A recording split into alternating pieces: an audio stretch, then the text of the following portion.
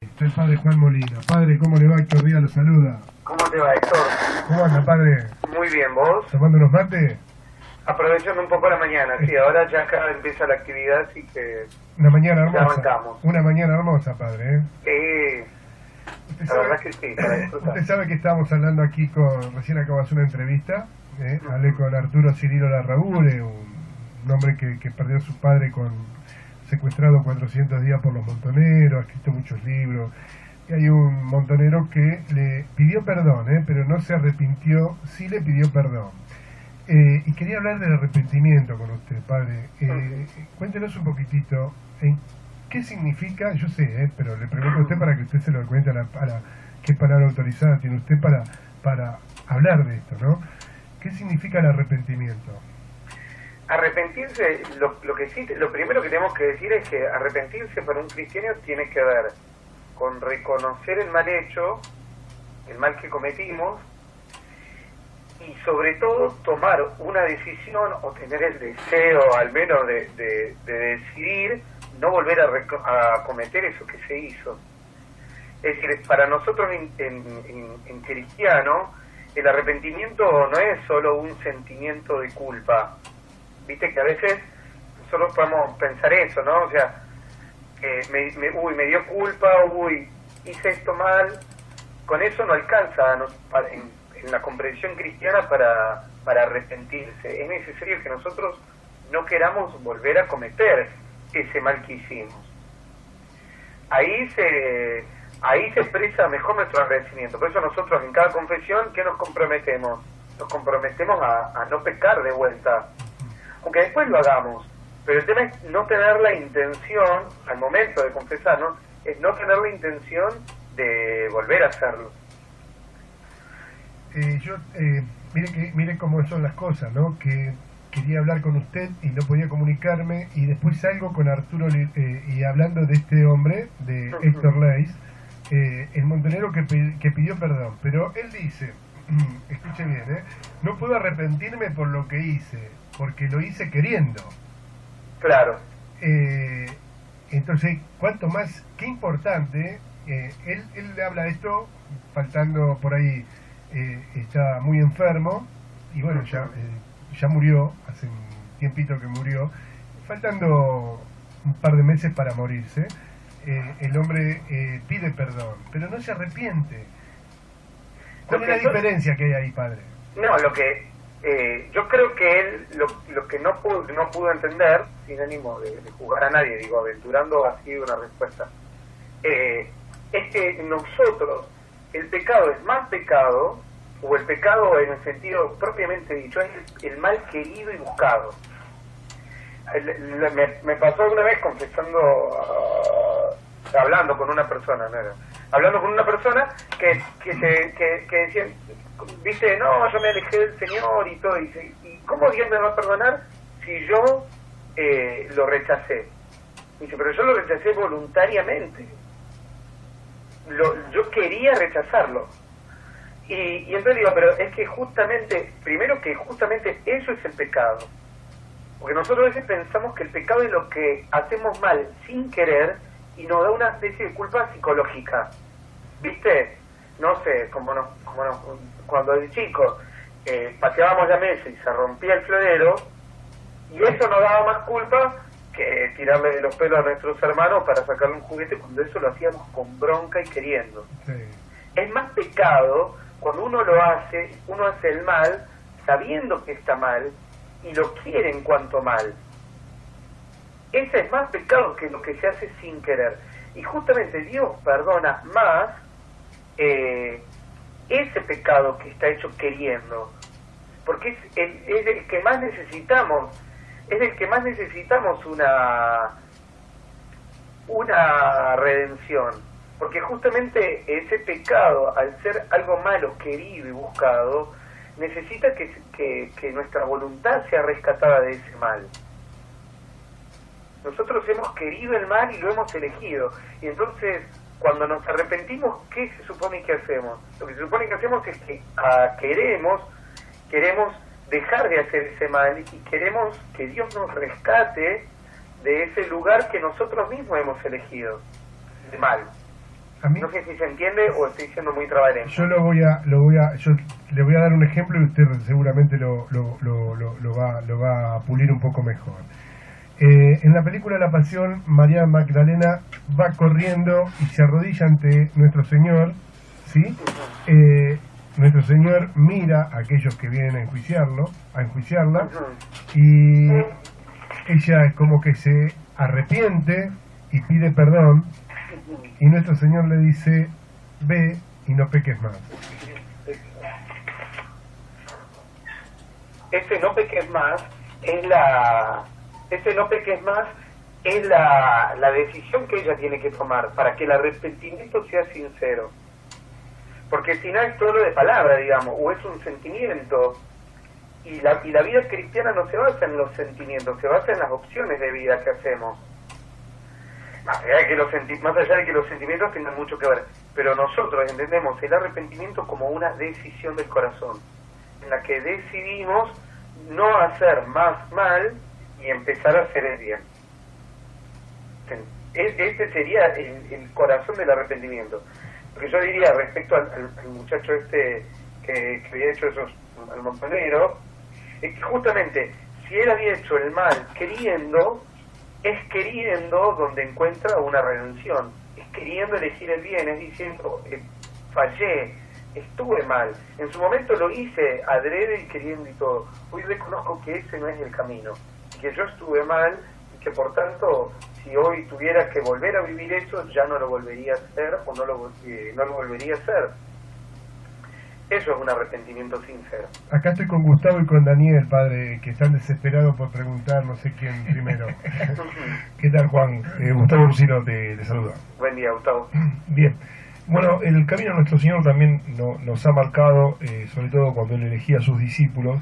Los discípulos que elegían eran justamente no gente que era limpia, pura y casta, un cobrador de impuestos, una prostituta, y Él los convertía, y en eso tal vez se basa el camino nuestro, y esa gente que Él eligió como sus apóstoles, después siguieron cometiendo errores, porque una cosa es saber que nosotros estamos en el camino de la fe y hemos hecho atrocidades antes de conocerlo a Cristo, pero capaz que uno no es perfecto y se puede seguir equivocando, pero no con intencionalidad, ¿no? Y ahí está donde la misericordia a través de Dios, es decir, reconocernos como no perfectos y saber que solo Dios lo es y solo Él podemos poner nuestro proceder, digamos, ¿no? Yo te diría, en lo que vos decís es muy acertado. Jesús elige todos distintos, ¿no? Hay pescadores, está el celote, como lo llaman, que es posiblemente uno que haya participado en realidad no está tan claro, pero una de las posibilidades es que haya participado de un movimiento así también guerrillero de la época de los celotes, el celotismo, es decir, que Jesús tenía gente así en medio de su grupo. Es posible que algunos hayan, que haya habido gente que los sigue, que eran de los fariseos, de los doctores de la ley y demás. Lo importante es que Jesús, al hacer el anuncio del reino, como empieza Jesús anunciando el reino, es el tiempo se ha cumplido, el reino de Dios está cerca, conviértanse y crean. Ese conviértanse y crean, que parece tan ingenuo, implica de parte de Jesús una mirada optimista del ser humano, realista, porque Jesús era un hombre realista, pero optimista. Optimista en qué sentido, es que yo no te voy a pedir que te conviertas si no espero que lo puedas hacer. Jesús sabe que nosotros podemos convertirnos y por eso nos los puede pedir, porque sabe que es una elección que podemos hacer, aunque necesitemos de su gracia, de su amor, de su ayuda, de su perdón continuo y demás. Podemos convertirnos, por eso Jesús lo puede pedir. Y esto es una mirada esperanzadora, sobre todo para cuando a veces nos pasa de que la negatividad o el pesimismo nos conquistan y pensamos esto no cambia más, esto ya no tiene vuelta atrás, esto no tiene solución. Tenemos que volver a Jesús, que es capaz de anunciar todo el tiempo: conviértete y cree, conviértete y cree, mirando positivamente al ser humano y dándole la posibilidad de ese cambio.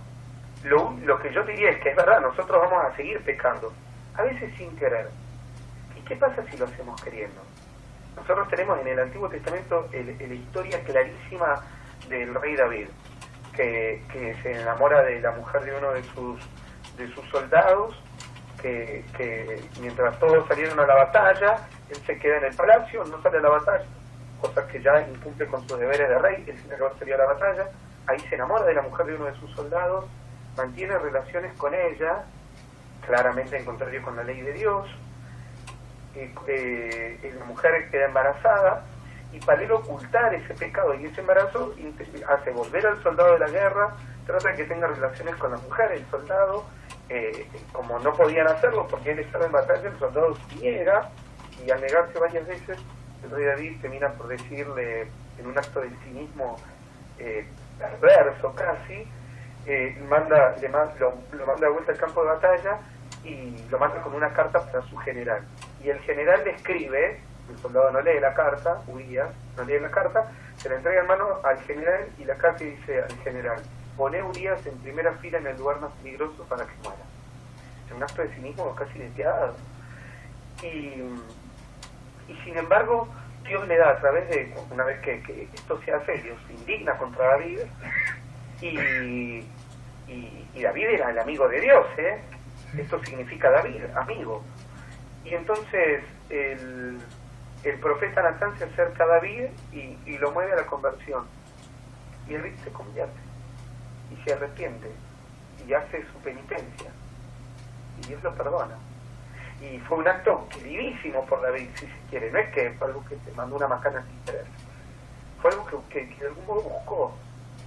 Entonces, aunque nosotros sigamos en el camino y hagamos la atrocidad más grande, Dios nos sigue perdonando si nosotros volvemos a Él de todo corazón y reconocemos que eso que hicimos está mal. No si nos justificamos, como hacemos nosotros, que nos buscamos excusas para decir, bueno, no, pero yo no quería porque... No. Si decimos, Señor, yo he pecado contra ti, pero hoy vengo porque no hay otro lugar para mi vida. No tengo otro lugar donde ir, ni quiero otro lugar. Y sé que estuve mal, pero hoy quiero volver a tu brazo adentro. Acá, Gustavo, hay un video en YouTube, no sé si lo viste, que es cuando habla el niño Jesús a los doctores de la ley. Y habla que la suprema virtud es el valor. Cuando todos los doctores de la ley que decían que la suprema virtud era la prudencia, que no se ponen en YouTube después como tenga tiempo, que yo siempre me encanta ese discurso. Tal vez está el valor relacionado con que nosotros tenemos que aceptar que somos débiles, nos equivocamos y ver esas cosas, ¿no? Porque a veces nos gana la soberbia y decimos, no, yo no lo hice, no lo hice. La fe también, no, yo no me equivoqué, pero nos ponemos tercos. Tal vez que tengamos blando de corazón para darnos cuenta, tengamos tacto para saber esos errores que tenemos, para poder, primero, para cuando hay un error, para poder solucionarlo hay que identificarlo. ¿Y el valor tiene que ver con eso? Es una pregunta. ¿No? Sí, yo creo que sí. Hay que ser muy valiente para reconocer el propio pecado y manifestarlo públicamente, si se quiere, por ejemplo, en la confesión, o reconocerlo públicamente. Hay que ser muy valiente. Daniel te quiere hacer una pregunta, padre. Hola, Sí. Juan. Hola, Juan. Muy bien, ¿vos? Bien. Juan, a mí te hago la pregunta porque es algo que me pasa a mí. Generalmente a veces estoy en misa y digo, hace un tiempito que no me confieso, y lo pienso, ¿no? Y resulta de que cuando yo me voy a confesar trato de pensar en todo lo que hice, y me cuesta decir, pero encontrar mis fallas, pero me cuesta a mí, porque digo, pero si yo no hice nada malo, yo lo que hice fue en algún momento ponerme mal yo. No lo hago mal a nadie. Es terrible, Lo primero que hizo, se sentó acá y me cargó porque él es de Racing y yo soy de Boca. No hice nada malo, dice, mirá. Un acto de justicia. Yo nunca, Gracias, Juan, esa es la verdad. Fue un acto de justicia. Vos sabés que tenerlo todos los sábados y que me dé, y un día que yo puedo, me tengo que descargar. Claro. Lo hago por el obispo que es hincha de Racing. Qué grande el obispo. Lo que yo diría es esto.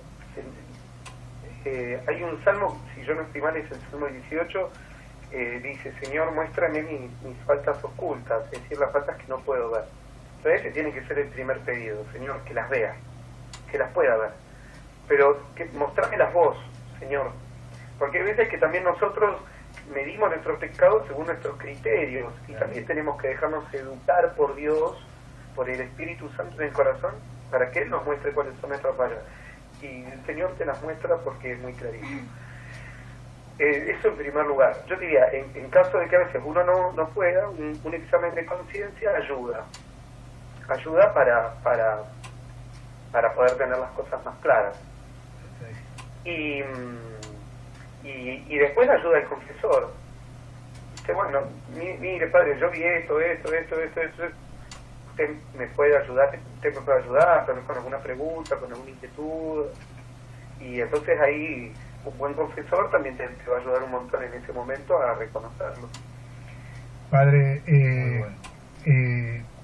hay que correr a confesarse, sí o sí. ¿Por qué hay que confesarse? Y uno no sabe cuándo puede venir la muerte a buscarnos y nos puede encontrar en pecado. ¿Qué pasa si la muerte nos encuentra en pecado? Bueno, que Dios nos regale la gracia del arrepentimiento a último momento, ¿no? para poder ir al reino.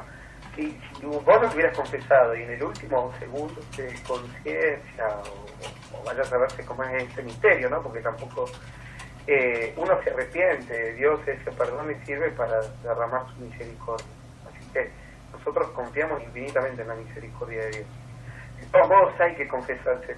No solo, obvio que por la gracia de llegar al cielo en el momento final, que también, porque esa es nuestra meta, ese es el lugar al que queremos ir, porque es con Dios con el que queremos estar para siempre, pero sobre todo, y también para caminar mejor en esta vida. La confesión nos ayuda. Yo ahora descubro cada vez más que hay incluso pecados que cometemos por no haber reconocido y confesado y habernos arrepentido a tiempo de pecados menores. Entonces hay mentiras grandísimas en las que caemos, desórdenes profundos de nuestra vida que tienen que ver con no dejarnos redimir por Dios. Y entonces, aunque a uno le parezca que ese pecado que uno tiene guardado en el corazón es inconfesable y es vergonzoso, y cómo lo voy a decir, Dios está para perdonarte en la figura del sacerdote. Dios está esperando para abrazarte y decirte: estaba esperando que me entregues ese pecado hace muchísimo tiempo, desde que lo habías cometido. Y yo te puedo asegurar por experiencia propia y ajena que Dios no tiene asco de nuestros pecados. Dios no tiene asco de nuestros pecados. Dios no se avergüenza de nuestros pecados. Dios nos perdona. Y es esa confianza en la misericordia de Dios la que nos tiene que aventurar a arrojarnos en sus brazos, en palabras de Santa Teresita, arrojarnos en sus brazos para ir al encuentro de su perdón. Esto verdaderamente nos redime. Es conocidísimo que cuando salimos del confesor decimos: me siento más piano, me siento más feliz, me siento más alegre, porque el perdón de Dios es el que hace eso. Entonces, es necesario confesarnos. Para los que queremos tener un camino de fe, es necesario confesarnos seguido. Aunque sea de pecados veniales, no tienen por qué ser los pecados gravísimos y demás, que sean los pecados veniales, porque esto nos ayuda a cuidar el sostén de la casa, digamos, a cuidar los fundamentos y a que estén firmes. Y para aquellos que cuanta más necesidad de santidad tengamos, recurramos con más frecuencia a la confesión. Muchos dicen: ¿por qué me tengo que confesar ante un sacerdote si yo me confieso ante Dios todos los días? No, primero diría, desde un punto de vista meramente humano, si querés psicológico, no es lo mismo confesarse en una oración personal que ir y hablar delante de una persona. Psicológicamente distinto. No es lo mismo para uno decir: Dios me perdonó en el corazón, que alguien que te diga: yo te perdono de todos tus pecados. No es lo mismo. Uno tiene una confirmación objetiva que a uno le ayuda a estar seguro de ese perdón. Y eso es parte de la dinámica de la encarnación y de los sacramentos. Por eso Jesús cuando vino también perdonaba en nombre del Señor, porque sabe que el pueblo tiene necesidad de escuchar: yo te perdono, tu falta ha sido perdonada. Y desde el punto de vista teológico, Jesús mismo dejó en la iglesia un ministerio de reconciliación en la figura del sacerdote. Por eso él le dice a los apóstoles, después de haber resucitado, los pecados serán perdonados, los que ustedes se los perdonen, serán retenidos, los que se los retengan. Por lo cual Jesús dejó un ministerio de reconciliación objetivo, es decir, público, en la comunidad cristiana, que eso hoy ejerce el sacerdocio ministerial. Padre, hemos tenido una hermosa charla, nos ha dado una hermosa charla, verdaderamente espero que sea para la bendición nuestra y también para la gloria de Dios, que todos vayamos a confesarnos, todos a Santa Inés, a verlo al Padre Juan Molina.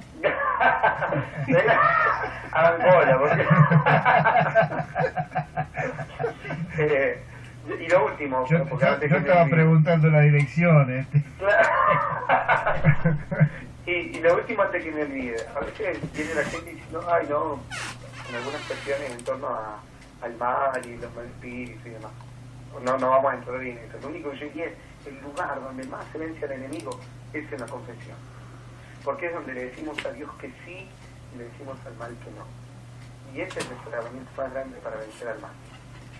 Y si alguno tiene en la casa alguna cosa rara, o no sabe, o tiene miedo o algo, vaya, confiésese. Cuando uno se confiesa, la sangre de Cristo nos cubre, nos protege, uno acepta al Señor, rechaza el mal, y con eso tiene todas las victorias ganadas. Amén. Padre, déjenos la bendición. Que el Señor esté con ustedes. Con su espíritu. Y que la bendición de Dios Todopoderoso, Padre, Hijo y Espíritu Santo, descienda sobre ustedes y permanezca para siempre. Amén. Padre, un abrazo grande, Dios lo bendiga. Dios lo bendiga. Gracias, Padre. Gracias. Chao. Hemos charlado con el Padre Juan Molina. Estoy el Padre Juan Molina. Padre, ¿cómo le va? Héctor Díaz lo saluda. ¿Cómo te va, Héctor? ¿Cómo anda, Padre? Muy bien, ¿vos? ¿Tomando unos mates? Aprovechando un poco la mañana, sí, ahora ya acá empieza la actividad, así que Una mañana ya hermosa. arrancamos. Una mañana hermosa, Padre. Sí, la verdad que sí, para disfrutar. Usted sabe que estábamos hablando aquí recién acabo de hacer una entrevista, hablé con Arturo Cirilo Larrabure, un hombre que perdió a su padre secuestrado 400 días por los montoneros, ha escrito muchos libros, y hay un montonero que le pidió perdón, pero no se arrepintió, sí le pidió perdón. Y quería hablar del arrepentimiento con usted, Padre. Cuéntenos un poquitito, ¿qué significa? Yo sé, pero le pregunto a usted para que usted se lo cuente qué palabra autorizada tiene usted para hablar de esto, ¿no? ¿Qué significa el arrepentimiento?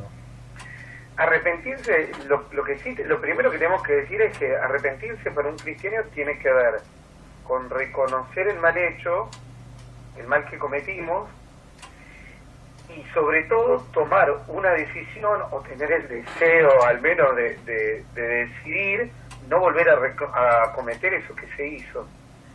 Es decir, para nosotros en cristiano, el arrepentimiento no es solo un sentimiento de culpa. Viste que a veces nosotros podemos pensar eso, ¿no? O sea, me dio culpa, hice esto mal. Con eso no alcanza en la comprensión cristiana para arrepentirse. Es necesario que nosotros no queramos volver a cometer ese mal que hicimos. Ahí Tiempito que murió, faltando un par de meses para morirse, el hombre pide perdón, pero no se arrepiente. ¿Cuál es la diferencia que hay ahí, Padre? No, yo creo que él lo que no pudo entender, sin ánimo de jugar a nadie, digo, aventurando así una respuesta, es que nosotros, el pecado es más pecado, o el pecado en el sentido propiamente dicho, es el mal querido y buscado. Me pasó alguna vez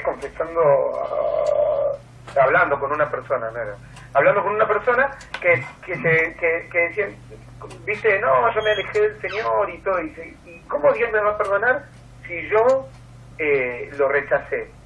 Dice, pero yo lo rechacé voluntariamente, yo quería rechazarlo. Y entonces digo, pero es que justamente, primero que justamente eso es el pecado. Porque nosotros a veces pensamos que el pecado es lo que hacemos mal sin querer y nos da una especie de culpa psicológica. ¿Viste? No sé, cuando de chico pateábamos la mesa y se rompía el florero, y eso nos daba más culpa que tirarle de los pelos a nuestros hermanos para sacarle un juguete cuando eso lo hacíamos con bronca y queriendo. Sí. Es más pecado cuando uno hace el mal sabiendo que está mal y lo quiere en cuanto mal. Ese es más pecado que lo que se hace sin querer. Y justamente Dios perdona más ese pecado que está hecho queriendo, porque es el que más necesitamos, es el que más necesita, expresa mejor nuestro agradecimiento. Por eso nosotros en cada confesión, ¿qué nos comprometemos? Nos comprometemos a no pecar de vuelta, aunque después lo hagamos, pero el tema es no tener la intención, al momento de confesarnos, es no tener la intención de volver a hacerlo. Mire cómo son las cosas, ¿no? Que quería hablar con usted y no podía comunicarme, y después salgo con Arturo y hablando de este hombre, de Héctor Leis, el montonero que pidió perdón, pero él dice, escuche bien, no puedo arrepentirme por lo que hice, porque lo hice queriendo. Claro. Entonces, cuanto más, qué importante, él habla de esto, faltando por ahí, está muy enfermo, y bueno, ya murió hace